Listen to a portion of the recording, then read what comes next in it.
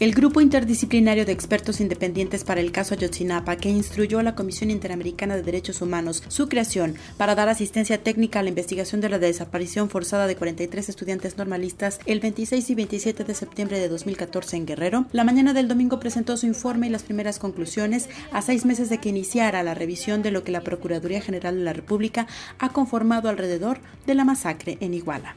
Durante 2 horas, Ángela Huitrago, Claudia Paz y Paz, Francisco Cox, Carlos Beristain y Alejandro Valencia presentaron ante los familiares de los desaparecidos y el subsecretario de Derechos Humanos Roberto Campa, Eber Betanzos, subprocurador de Derechos Humanos de la PGR, y Juan Manuel Gómez Robledo, canciller de Derechos Humanos de la Secretaría de Relaciones Exteriores, los hallazgos en la indagatoria, las pruebas científicas que anulan la verdad histórica de la PGR y la que califican de ficción o imposible, así como una serie de recomendaciones para resolver el caso y continuar la búsqueda de los aún 43 normalistas desaparecidos. Ángela Huitrago señaló que desde antes de las 18 horas del 26 de septiembre, todas las corporaciones de seguridad conectadas al C4, municipales, federales y ejército, estuvieron monitoreando la actividad de los estudiantes y haciendo un trabajo de vigilancia que culminó con ataque de violencia excesiva y persecución a la salida de la central de autobuses cuando sabían que la intención de los estudiantes era boteo y el acto político de la esposa de José Luis Abarca ya había finalizado.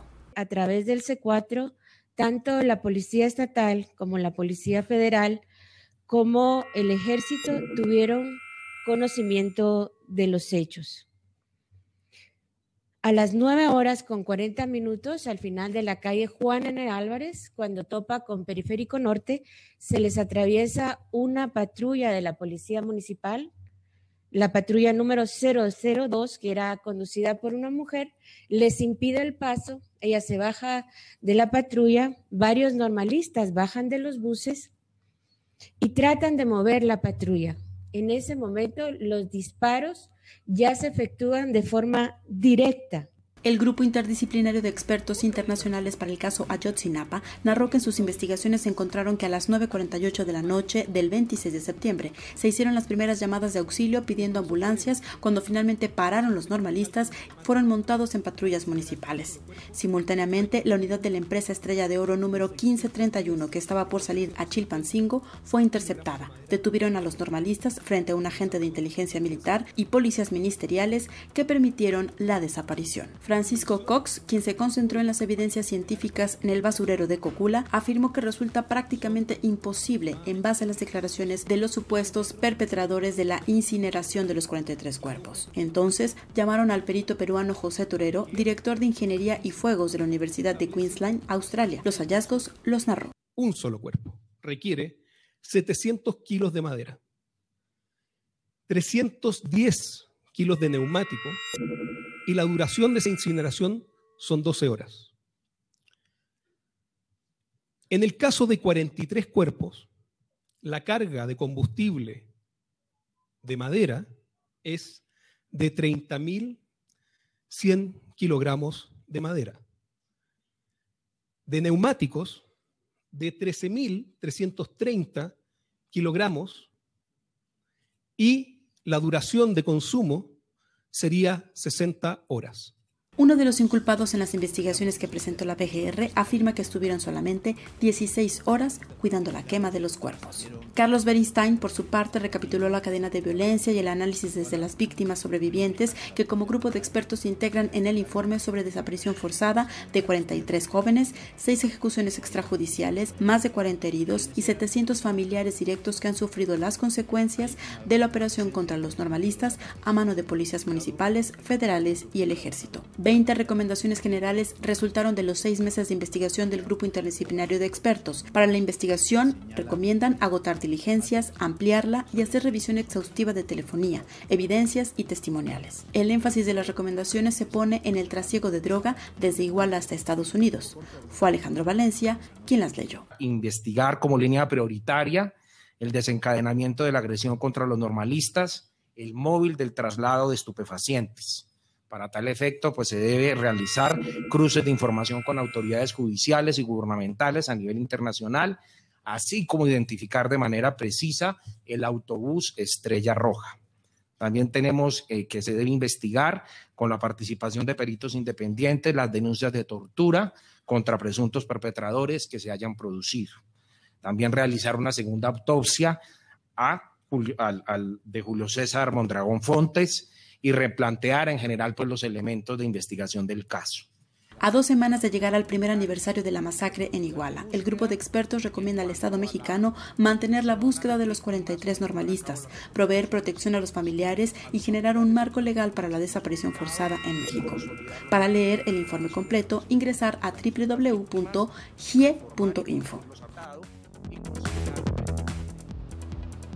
Y de todo lo recomendado por este grupo de expertos, hubo una respuesta oficial que básicamente consistió en 2 elementos. La PGR de una rueda de prensa de apenas 8 minutos en la cual se establecieron 2 cosas. 1, se va a ordenar un nuevo peritaje del basurero de Cocula y 2, se va a mover de oficina de la PGR la investigación de los hechos de Ayotzinapa y ahora será la CEIDO quien se haga cargo de estas investigaciones. ¿Cómo lee este informe? ¿Qué implicaciones tiene? ¿Y qué vendrá después de este informe? Para platicar acerca de ello tenemos el gusto de dar la bienvenida a Jorge Rocha. Bienvenido, Jorge. Hola, ¿cómo están? Muy buenas noches. A Rodrigo Cornejo. Bienvenido, Rodrigo. Hola, buenas noches. Y a Jesús Estrada. Bienvenido, Jesús. ¿Qué tal, compañero? Buenas noches.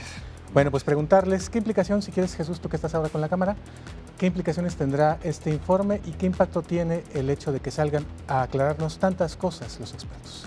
O sea, implicaciones son muchísimas. En primer lugar, lo que ya se ha señalado es el derrumbe de la famosa verdad histórica que nos quiso imponer el gobierno de Peña Nieto a través de Jesús Murillo Caram, en aquel momento titular de la PGR. También es un derrumbe tremendo para el propio Peña Nieto. Creo que es muy grave las conclusiones, ¿no? Las 20 conclusiones, pero muy grave también recordar que hace pocos meses Peña Nieto insistía ante los familiares de los desaparecidos y a la opinión pública que lo ha cuestionado que era momento de pasar la página, que había que seguir adelante, ya olvidarse prácticamente del tema Ayotzinapa. ¿Cómo olvidarse cuando ahora esta recomendación, este informe del grupo de expertos está señalando una larga serie de omisiones, de complicidades, de dudas que hay en torno a la investigación? La principal obviamente es de que, como lo señaló Francisco Cox ahora en el audio, es imposible que los hayan quemado en el basurero de Cocula. Pero también es muy grave, la investigación revela cómo hubo vínculos entre todos los niveles de gobierno, cómo a través del sistema de monitoreo C4, incluso desde las 6 de la tarde, personal del Ejército Mexicano y de la Policía Federal y de la Policía Estatal de Guerrero ya estaban monitoreando la actividad de los estudiantes antes de comenzar con la actividad de boteo y de recolectar camiones para trasladarse días después a la marcha del 2 de octubre. Es decir, señala una vez más, creo que esto es una de las cuestiones más graves, que sí fue el Estado. Esta denuncia, esta convicción que muchos hemos tenido desde un primer momento al denunciar la participación de esto como un crimen de Estado, ahora viene a reforzarlo. Quizás no lo señala directamente que haya habido una participación del Ejército, de la Policía Federal, pero sí en cuanto a las omisiones. Y sí hubo una participación y omisiones, y de hecho es una de las recomendaciones investigar qué hacían las autoridades militares y de la Policía Federal monitoreándolos y por qué no actuaron durante las más de 3 horas que se realizó el ataque, por qué dejaron que sucediera todo lo que sucedió. Es una de las grandes preguntas que se abren y otra de las grandes preguntas es, bueno, omisiones ahí, pero omisiones también en la investigación. Con la respuesta de la procuradora Arely Gómez, lo que queda claro es que lo que se investigó en 11 meses, pues va para atrás y estamos otra vez prácticamente como al principio. Sí, fíjate que un tema que a mí me parece importante es que este grupo de expertos quita lo que podríamos llamar era la piedra angular de la versión histórica de la PGR. Es decir, ellos habían quedado ahí y ya no se podía seguir adelante y no se podía seguir buscando a los 43 desaparecidos porque estaban quemados y quemados hasta las cenizas, por lo cual ya no se podía seguir nada, ¿no? Esta parte de lo del basurero de Cocula era la clave, era el punto central para sostener esta versión, ¿no? Cuando tú quitas esta piedra angular, en realidad se cae toda la investigación. O sea, no es, de hecho, si uno ve las recomendaciones y las va sumando, en realidad lo que están pidiendo estos expertos es vuelvan a hacer todo, ¿no? Bueno, vuelvan a hacer todo y algunas cosas que no hicieron.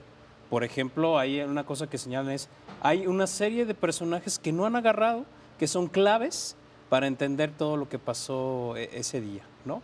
Entonces, efectivamente, lo que digo, además de este golpe político tremendo para Peña Nieto, que en un escenario además de evaluación de medio camino, acaba de presentar su informe, y él digamos que estaba preocupado más por la parte económica, por esto que se ha estado viendo de la subida del dólar, de la baja en los precios del petróleo, pues ahora se le suma esta crisis, o se vuelve a renovar esta crisis política, porque lo que se está diciendo es que la PGR no hizo bien su trabajo, que hizo una investigación incompleta y que quisieron decirle a la ciudadanía una cosa que no fue, cuando era una demanda fundamental de muchas personas, no solo de los papás de los desaparecidos, efectivamente saber qué pasó en el hecho y qué pasó con los muchachos, porque eso otra vez se vuelve a abrir. La gran pregunta es ahora, ¿qué pasó con los 43 desaparecidos? Y si no podemos responder esa pregunta de qué pasó, pues mucho menos podemos responder la pregunta de por qué pasó. Exactamente, una de las piedras angulares de la reevaluación o de el enmarcar bajo una luz diferente las nuevas pruebas periciales y la investigación de este reporte es que la línea del trasiego de droga, es decir, de un posible choque del narcotráfico en colusión con las autoridades, sería una avenida de investigación que habría que transitar. Es decir, si se pone en entredicho la versión oficial, también de nuevo cae y recae sobre esta investigación la gran pregunta de la motivación de un ataque con esta hazaña.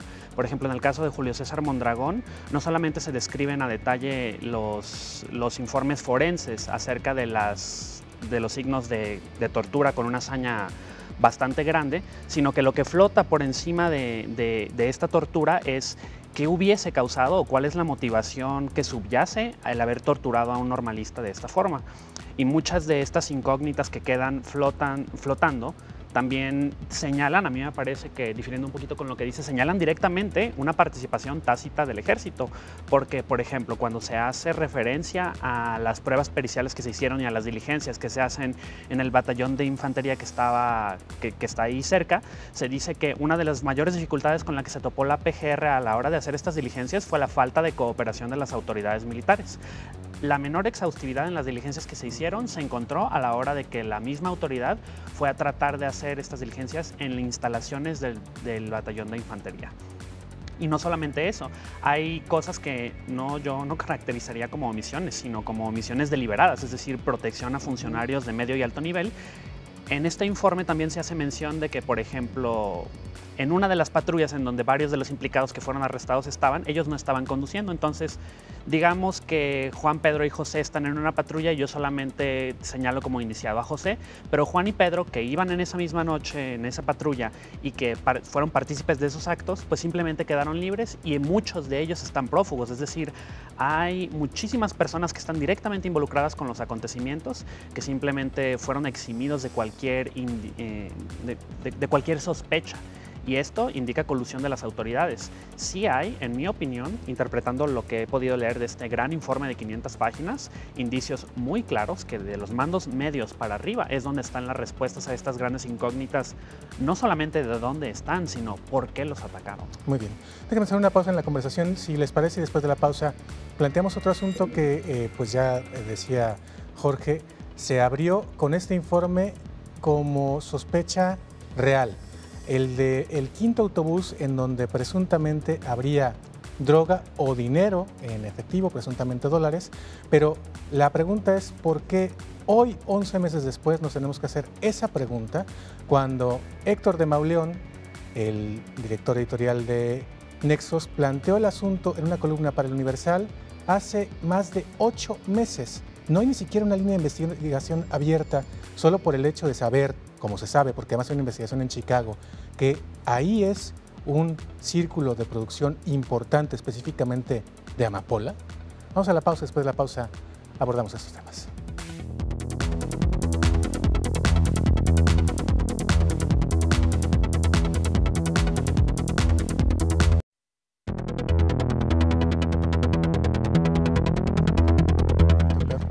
Bueno, estamos de regreso en Ángulos platicando acerca de este informe que presentó un grupo de expertos en torno a los hechos de Iguala, de la normal de Ayotzinapa, que ya están, como decía Jade en el reporte hace un momento, por cumplirse dentro de unas semanas, un año, y las preguntas siguen siendo las mismas, pero además, pues decíamos antes de la pausa, hay elementos que surgieron durante estos meses que ni siquiera se han abierto como líneas de investigación en la PGR como esto de que ahí se produce amapola. Por lo demás, si ni siquiera se ha investigado si esa fue la causa de los hechos, seguramente tampoco se ha combatido. No hemos visto que hoy detengan, por ejemplo, a grupos de narcotraficantes. Se detuvo a algunos líderes, pero más en el Estado de México, de Guerreros Unidos. Pero de los que están haciendo ahí, o hemos visto decomisos grandes de amapola de Guerrero. No han salido. No, el Estado de Guerrero, bueno, está señalado como uno de los sitios, uno de los lugares con mayor producción de amapola para el mundo. Digo, no sé en qué lugar exactamente está colocado, pero efectivamente esa zona del país es de las mayores exportadores de amapola, con lo cual, y eso, bueno, tendría que haberse incorporado desde el principio. Y no es un asunto que digas tú es un secreto a voces. O sea, más o menos se sabe que uno de los temas problemáticos de esa zona de Guerrero es precisamente la siembra de nervantes.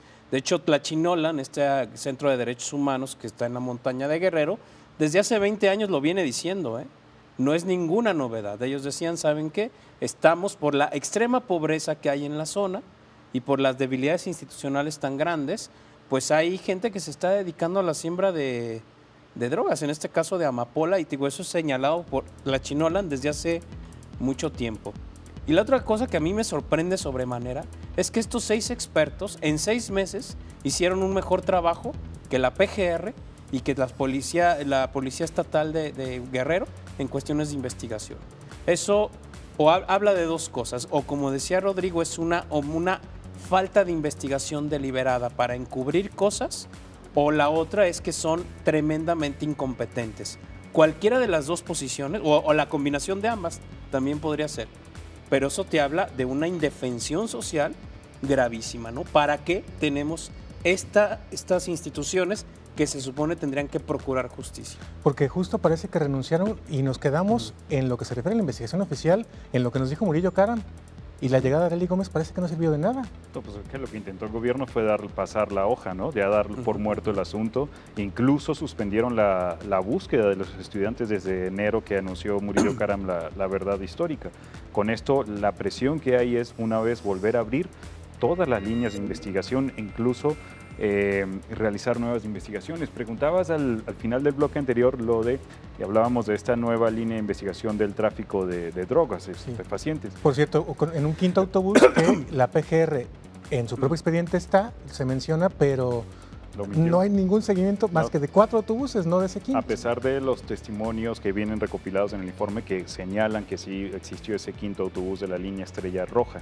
Hay un detalle, estas recomendaciones y el informe viene a derrumbar, además de la verdad histórica y además de desnudar esta serie de complicidades, omisiones, irregularidades, también varios de las hipótesis que salieron a relucir en un principio. Hablamos de ese tema de la hipótesis de la droga. Fue lamentable, no leí nunca esa columna que mencionabas de Nexos, pero sí leí otras columnas que acusaban a los estudiantes, a un grupo de estudiantes supuestamente, de haber estado llevando drogas y que por eso ese habría sido el móvil. El grupo contrario, ¿no? Antagónico. Lo que están señalando los expertos es que, primero, en el camión no iban armas, que esa fue otra de las hipótesis que estuvieron circulando algunos columnistas, medios de comunicación, probablemente filtrados por el gobierno. No hubo armas en ningún camión. Y lo que ellos plantean es que se ha comprobado a través de esta investigación en Chicago que el narcotráfico utiliza líneas comerciales de camiones para transportar goma de heroína, creo que es este precursor de la heroína. Lo que señalan es que posiblemente, o que se investigue una hipótesis que circunstancialmente podría haber habido droga en algunos de los camiones que los muchachos tomaron para realizar su actividad el 2 de octubre, es lo que están planteando, pero no que ellos estuvieran coludidos o participando de ninguna manera, sino que habría sido posiblemente circunstancial. Una terrible coincidencia en todo caso. Otro de los derrumbes, es la versión de que supuestamente los estudiantes habían ido igual a boicotear el evento de la primera dama, la María Los Ángeles Pinedo, que ahora está en la cárcel. Para nada tampoco, fueron a realizar su actividad de tomar camiones. De hecho, no querían entrar hasta Iguala, sino que fue como la necesidad de algunos, en un caso de un chofer de uno de los camiones que insistió en llegar hasta la central de autobuses de Iguala. A mí me parece que esto también habla de una situación muy preocupante, es decir, la PGR provee, a petición de este grupo, información acerca de desapariciones forzadas, es decir, desapariciones de personas en el estado de Guerrero, en donde directa y claramente está involucrado algún agente del estado, sea la Policía Federal, sea un policía municipal. De esas 28 desapariciones forzadas que la PGR proporciona la información, 67% de esas desapariciones tienen lugar en Iguala. De ese 67%, la mitad son en 2013, mientras estaba José Luis Abarca como presidente municipal de Iguala. Sí hay una línea continua de agresión sistémica, de desaparición forzada contra comerciantes, taxistas, albañiles, estudiantes, gente que está en la total y completa indefensión y marginación ante estas acciones violentas y represivas del Estado, que lo único que hace es que nos hace ver de manera clara y contundente que hay una política de terrorismo de Estado en Guerrero, de conocimiento de la PGR, en donde no se actuó para nada, y también esto derrumba deja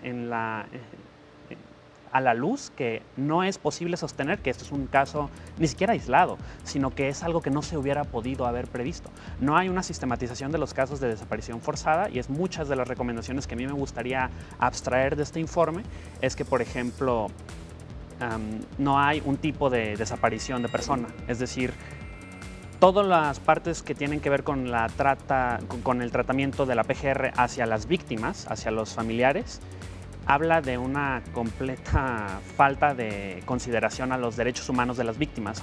El delito de desaparición forzada se perpetúa en el tiempo, es decir, desde que se hace una desaparición forzada hasta que se tiene acceso a la verdad, el daño sigue constante a toda la red familiar y social de los desaparecidos. Y si la PGR hizo interrogatorios también a los familiares, vale la pena darse una vuelta a este informe y ver en cuántas ocasiones estos interrogatorios para tomarles la declaración les hicieron mención a los familiares de qué podían obtener como reparación del daño. Es decir, te estoy investigando tu desaparición forzada, pero te digo por enésima vez que te recuerdo que te podemos indemnizar. Es decir, ya, déjalo por tierra, hazlo. Hay un esfuerzo concertado para esconder el carácter sistémico de estas desapariciones, para decir que es un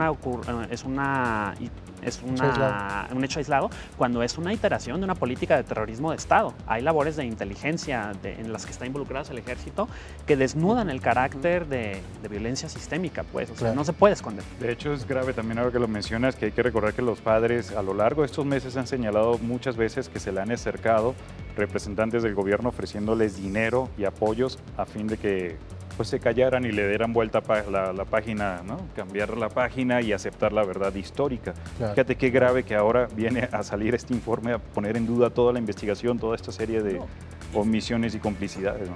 Imagínense ustedes, o sea, si con toda la presión nacional e internacional sacaron esta verdad histórica, imagínense cómo están todos los otros casos de desaparición forzada en México, donde los únicos que desafortunadamente están reclamando son los familiares. O ejecuciones extrajudiciales. Extrajudiciales. Es decir, si este es el caso paradigmático y así lo trataron, imaginémonos cómo está todo lo demás. Claro, y bueno, regresando a lo que decía Rodrigo, hay que ver también que es el caso paradigmático, pero que junto con este caso hay un montonal de desapariciones forzadas en esa misma zona por ese mismo tiempo que también deberíamos de estar exigiendo que se investiguen, que haya justicia y que no queden en la impunidad.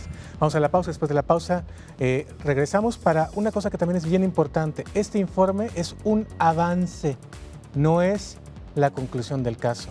Los expertos van a seguir investigando y es muy posible que tengamos más información generada por ellos en los próximos meses en México. Ya regresamos.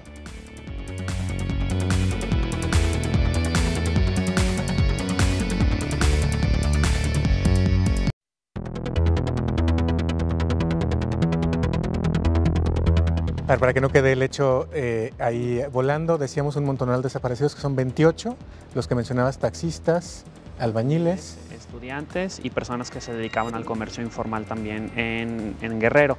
Y esto no son todos los casos de desaparición forzada, son a petición de los expertos, los que se registraron, y se omite en este número las investigaciones que aún siguen su curso, de las cuales no se proporcionó información. O sea, no estamos hablando de 43, sino de prácticamente 70. Exactamente. Más los otros casos que no están determinadas como desaparición forzada, es decir, un agente del Estado, un policía federal, municipal, que se vio claramente que participó en la desaparición de una persona. Muy bien. Con la respuesta de ayer del gobierno mexicano, pues parecía que, ok, tomamos sus recomendaciones, las seguimos, aunque no todas, por lo demás solamente se tomaron algunas de ellas, y parece como que el asunto quedaba más o menos cerrado. Sin embargo, este informe no es la conclusión de la investigación, sino que es lo que llevan hasta el momento. Es la primera parte, digamos, de las recomendaciones. Uno de los asuntos que atendió ayer mismo el gobierno de Enrique Peña Nieto fue ampliar el plazo que tiene este grupo para seguir la investigación en México, aunque todavía creo que no hay fecha para la presentación de una segunda parte de las conclusiones. Por cierto que ayer también, después de la presentación del informe, los padres y familiares de los desaparecidos dieron una rueda de prensa donde plantearon sus demandas. La primera es que se ampliara justamente el plazo para que el grupo siga trabajando aquí en México. Otra era tener una reunión con Peña Nieto cara a cara el 10 de septiembre y continuar con la búsqueda e incluir, realizar una investigación a todos los funcionarios públicos que hayan participado, ya sea directamente o por omisión o negligencia, en llegar a este punto. Por cierto que Peña Nieto dijo hoy que sí acepta una reunión con los familiares de los desaparecidos, no habló de fecha ni de lugares. Hoy hablamos en Cosa Pública 2.0 con Felipe de la Cruz, que es uno de los voceros de los familiares, y dice que pues de acuerdo con la reunión, pero que no están de acuerdo con esta cuestión de nuevos peritajes. Señala que está toda la información ahí para encontrar toda esta serie de complicidades, de omisiones, de negligencias, todo lo que ha faltado, dice que está en el documento prácticamente, aunque hace falta nueva investigación. La investigación que ellos quieren que se mantenga es encontrar a los estudiantes y buscarlos con la noción de que están vivos. No, lo que pasa es que imaginémoslo en términos políticos. Haciendo una analogía, lo que había hecho Murillo Karam cuando dejó la Procuraduría fue poner un candado y decir esta puerta nadie la vuelve a abrir. Lo que vinieron a hacer estos expertos es a tronar ese candado y decir esto se vuelve a abrir. Y a regañadientes el gobierno federal pues tiene que volver a abrir esa puerta, tiene que volver a reconocer que la investigación está mal, tiene que aceptar que quien hizo la investigación está mal, e incluso ahora mismo una de las cosas que tendría que hacer el gobierno de Peña Nieto es decir, bueno, ¿quiénes fueron los responsables de que esto estuviera mal hecho? Porque igual, si volvemos al mismo asunto de, bueno, sí está mal, pero pues háganla otra vez, y eso no tiene consecuencias, pues seguimos fomentando esta dinámica de impunidad que hemos tenido en el país durante muchos años. Claro, y bueno, por lo demás, también decir, por supuesto, no es suficiente, pero algo que es cierto es que los responsables de esta investigación están fuera del gobierno de Enrique Peña Nieto, calladita y a la baja, pero están fuera justo por esto. Murillo Karam, que en su momento se movió de secretaría y ahora, justo semana y media antes de la presentación de este informe, salió del gabinete, y el que fuera en su momento el encargado del Sistema Nacional de Seguridad, de quien también en algún momento, cuando se nos cansó Murillo Karam, salió a defender esta verdad histórica. Hoy los dos fuera del gobierno. Sí, aunque este señor de ¿cómo se llama? Rubido, Montealejandro Rubido, en realidad sale por el tema del Chapo, ¿no? O sea, esa fue su regadota, por decirlo así, pero en realidad el único que quizá pagó un cierto costo fue en todo caso Murillo Karam, que además, ¿se acuerdan? Fue primero removido de la Procuraduría a la SEDATU y de ahí ya, digamos, pasó a una buena jubilación, entiendo, ¿no? Pues aquí está muy claramente cuáles son las fallas de, por ejemplo, el sistema de información y compartición de información de Seguridad Pública Federal. La Plataforma México es una plataforma y un sistema informático de compartición de información entre dependencias federales y estatales e incluso con otros países de América Central.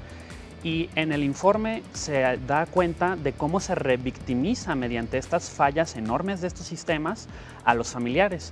A los familiares en sucesivas ocasiones se les pide información acerca de los 43 huellas digitales, información básica que había sido proporcionada ya en sucesivas ocasiones a muchísimas autoridades, y no les da la cabeza para utilizar esta plataforma de casi espionaje, Plataforma México, para dejar de victimizar a los familiares. Entonces, todas estas fallas egregias del sistema sistema de información y de seguridad pública, tienen consecuencias bien reales en las víctimas. También había que replantearnos, ¿para qué queremos un sistema caro de espionaje y autoritario que solamente causa más daño y dolor en las víctimas? Y lo triste de todo es que, insistimos, estamos a un año de los hechos y hoy, con esto que sabemos, no podemos tener la certeza de que algo así no se va a volver a repetir, ya no digamos en Guerrero, sino en el país. No, pues certeza, ¿no? Lo que hace es revelar lo que muchos especialistas han señalado y hemos discutido aquí, de cómo el Estado y el crimen organizado participan, son juntos, son una propia entidad. Ya no es que